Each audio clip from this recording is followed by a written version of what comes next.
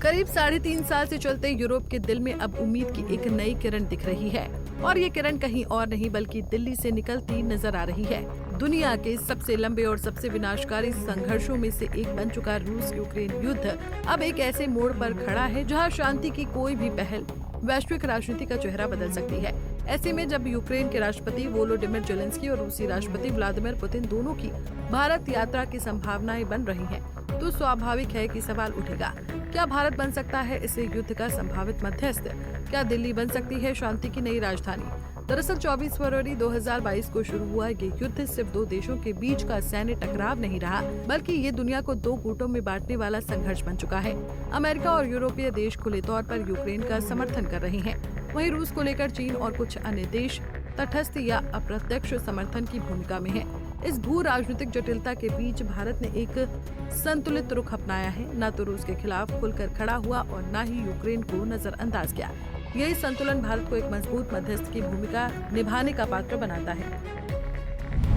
हाल ही में अमेरिकी राष्ट्रपति डोनाल्ड ट्रंप और रूस के राष्ट्रपति व्लादिमीर पुतिन की अलास्का में ऐतिहासिक मुलाकात हुई, लेकिन ये भी युद्ध को विराम देने की दिशा में कोई ठोस परिणाम नहीं दे सकी।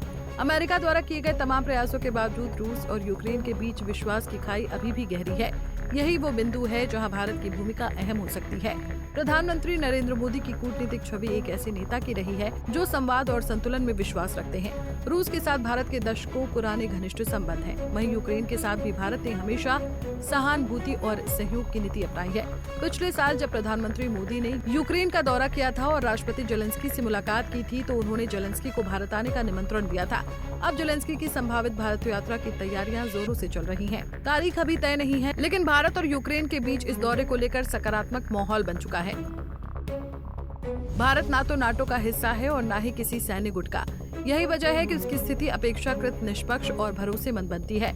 यूक्रेन के राजदूत ओलेक्सांद्र पॉलिश्चुक के मुताबिक भारत और यूक्रेन के बीच भविष्य की रणनीतिक साझेदारी को लेकर जो घोषणा हुई है उस पर विश्वास कीजिए। इसमें हमारे पास बहुत संभावनाएं हैं। उन्होंने ये भी कहा कि दोनों पक्ष मिलकर जेलेंस्की की भारत यात्रा की तारीख तय करने की कोशिश कर रहे हैं। अगर ये दौरा सफलतापूर्वक संपन्न होता है तो ये दोनों देशों के द्विपक्षीय रिश्तों को नई ऊंचाइयों पर ले जाएगा। वहीं दूसरी ओर रूसी राष्ट्रपति व्लादिमीर पुतिन भी इस साल के अंत तक भारत का दौरा करने वाले हैं। भारत के राष्ट्रीय सुरक्षा सलाहकार अजीत डोभाल की मॉस्को यात्रा के दौरान ये जानकारी सामने आई थी। ये दौरा दोनों देशों के बीच गहरे होते रणनीतिक संबंधों का संकेत है। अगर जेलेंस्की और पुतिन दोनों एक ही साल भारत आते हैं तो ये भारत को एक अद्वितीय अवसर देता है, दोनों नेताओं के साथ अलग अलग और संभावित रूप से संयुक्त बातचीत का मंच प्रदान करने का। भारत ने हाल के वर्षों में अंतर्राष्ट्रीय मंचों पर अपनी साखों को काफी मजबूत किया है, चाहे वो G20 की अध्यक्षता हो, ब्रिक्स समिट की मेजबानी हो या क्वाड की सक्रियता। भारत ने खुद को एक जिम्मेदार और प्रभावी वैश्विक शक्ति के रूप में प्रस्तुत किया है। अब अगर भारत रूस यूक्रेन के बीच मध्यस्थता की कोशिश करता है तो ये उसकी वैश्विक स्थिति को और भी सुदृढ़ कर देगा। हालांकि इस संभावना के साथ कुछ और गंभीर चुनौतियां भी जुड़ी हुई हैं। रूस शायद किसी भी तीसरे पक्ष की मध्यस्थता को लेकर पूरी तरह सहज न हो। यूक्रेन अमेरिका और यूरोप के समर्थन में खड़ा है, इसलिए किसी संतुलित प्रस्ताव पर उनकी सहमति लेना आसान नहीं होगा। भारत को पूरी तरह से निष्पक्ष और पारदर्शी बने रहना होगा, जिससे दोनों पक्षों का भरोसा बना रहे। इतिहास गवाह है कि भारत ने हमेशा युद्ध नहीं शांति का समर्थन किया है। महात्मा गांधी की अहिंसा की विचारधारा से लेकर प्रधानमंत्री मोदी की विश्व गुरु दृष्टि तक भारत का संदेश हमेशा स्पष्ट रहा है, बातचीत ही समाधान है।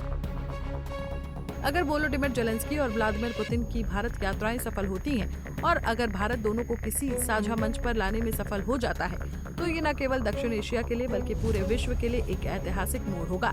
शायद पहली बार एक एशियाई शक्ति यूरोप के युद्ध को विराम देने में भूमिका निभाएगी।